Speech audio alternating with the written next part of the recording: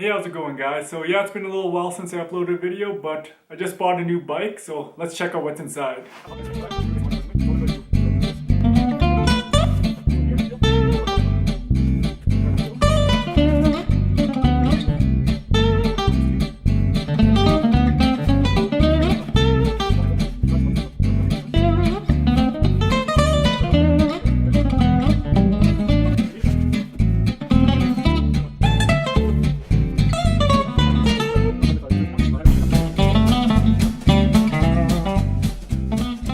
So I thought I'd make a video about the Inspired Flow 26-inch trials bike. Now the main reason I'm doing this is because there really isn't very many pictures or even talk about this bike at all. There's no pro riders riding it, I don't believe.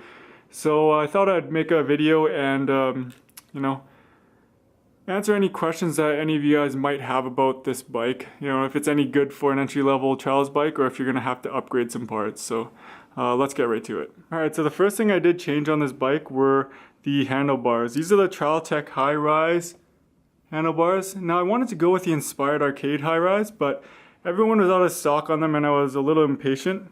I've used these before, so I really didn't mind going with these ones again. But this bar did come with a Trialtech 120 by 17 degree, I believe, stem. Now the stem's a little bit lower than what I would normally use. I was hoping on using the same one I used to use, which is a 110 by 25, I believe, or something like that. Anyway, I was originally going to put it on this stem, actually, the Trialtech stem that came with the bike, but I did not realize that it's a different size. I believe this is 25.4, whereas this one's a normal, regular, oversized 31.8 stem. So if we're planning on just replacing the bar, you're not actually going to be able to. And I replaced the bars because, I mean, these are pretty cheap looking bars. I've never used anything like this before, and frankly I was kind of afraid to. I mean, I'm sure Inspired did their all their research or whatever, but for me, I'm going with an aftermarket bar all day long. Alright, so next thing on the list are the brakes. Now, I did upgrade these levers.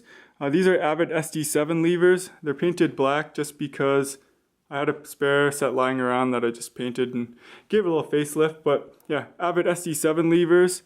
I have a Jaguar Pro, I believe. What is it? Jaguar reinforced with Kevlar. Yeah, so I believe these are the Pro set. Anyway, using these cables, which are upgraded as well. I'm running the cable through my fork with a Guzet Bikes top cap or whatever that's called. I had to replace the star nut. And then I'm running the Avid BB7 brakes front and rear. Now I decided to go with the BB7s versus a hydraulic brake mainly because of simplicity. So I'm running the 200 mil in the front. But yeah, I just didn't really want to deal with having to hydraulic fluid and stuff like that. I've had hydraulic disc brakes before and it just seems like the lever position always moved and I'm always afraid of banging it and making it leak. But that was one reason. The other reason is this bike has mounts for cables. So it's a lot nicer actually. The lever feel is very, very solid.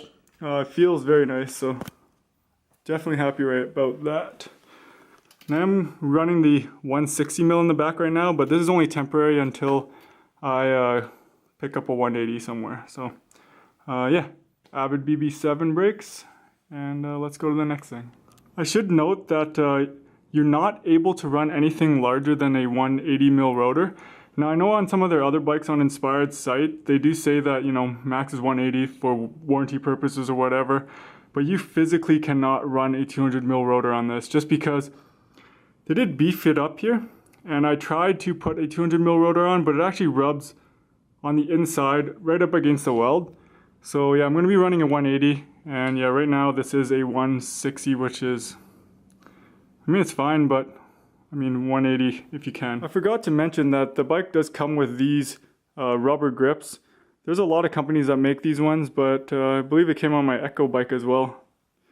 But yeah, don't really like these grips. Thought I'd give the lock-ons a chance. These ones are just shop brand Evo or whatever it is, but gonna give these a shot. If not, I'm gonna be going back to the Trialtech foam grips that I have a few pairs of.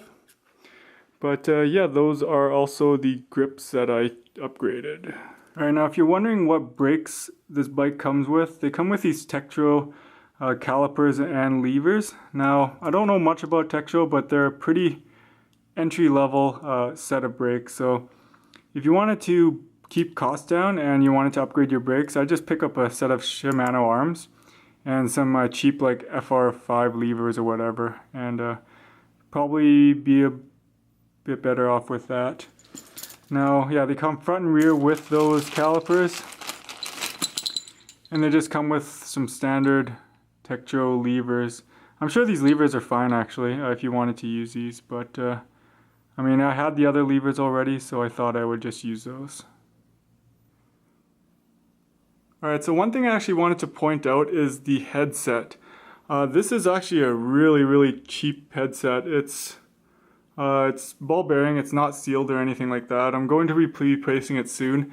It just makes a whole bunch of noises. I mean, it might be just because it's breaking in, but we'll give it another couple rides. If it doesn't break in, I'm definitely going to be replacing it.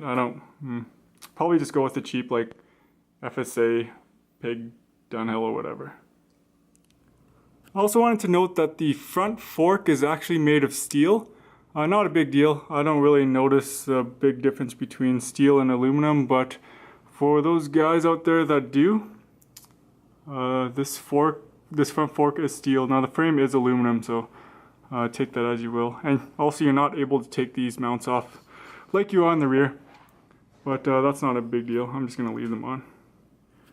Alright, so another thing I wasn't aware of when I bought this bike was it actually comes with a square taper bottom bracket and cranks. Now that doesn't really bother me. It might bother some of you, but personally I can't really tell the difference between square taper and ISIS, so yeah, take that as you will. As far as pedals go, they do come with these cheap plastic Wellgo pedals.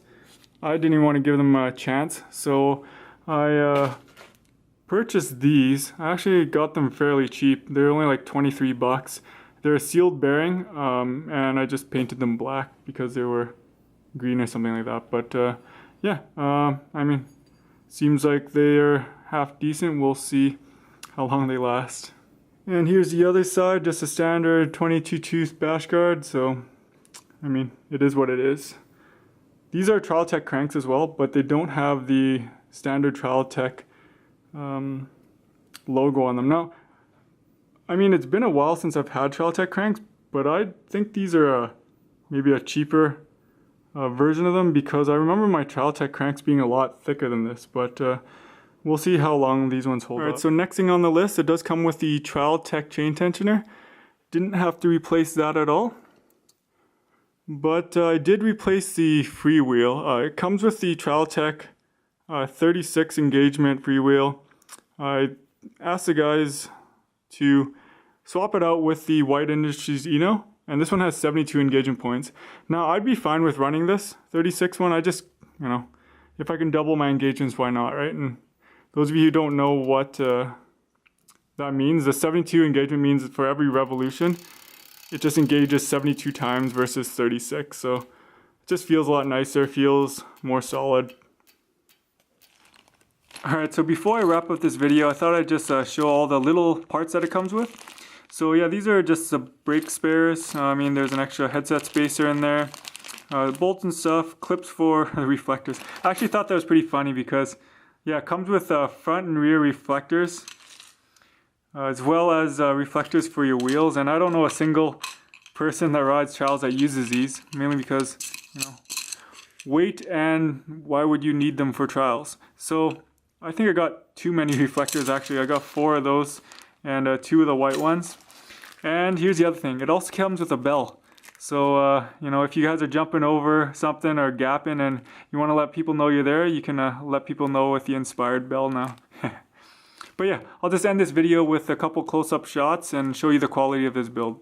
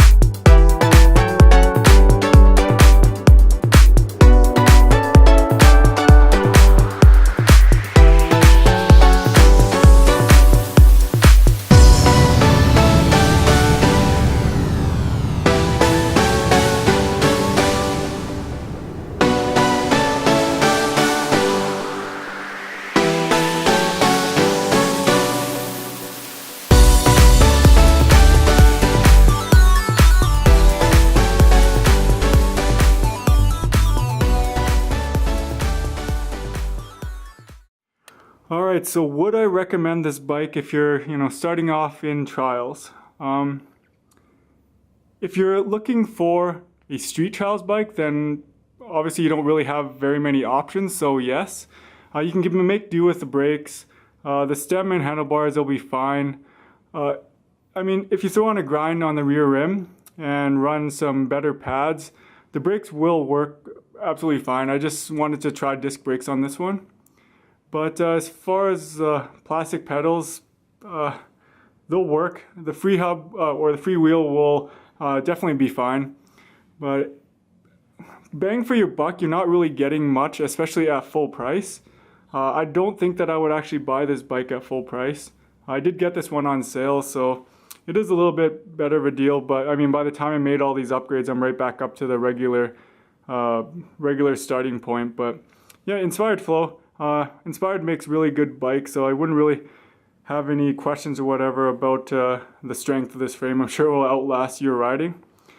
But if you're looking for a straight trials bike, I really think that the Echo is a much better choice. It does come with way better parts, and it's a dedicated trials bike, so this one's going to be a little bit better for bunny hops and manuals and streety moves, so it just really depends what you want to do. Alright guys, so that wraps up this video. Hopefully I'll have some more videos up soon, but right now I can't really make a schedule for that just because of work. But if you've been wondering why I've been kind of MIA, I just finished school this year and I've been working full-time, and in my line of work I do travel a lot. But other than that, things have been good, so hopefully you guys like this video, and yeah, we'll see what happens in the next little bit, but it's going to be interesting, that's for sure. Alright, thanks, we'll talk to you guys soon. Bye.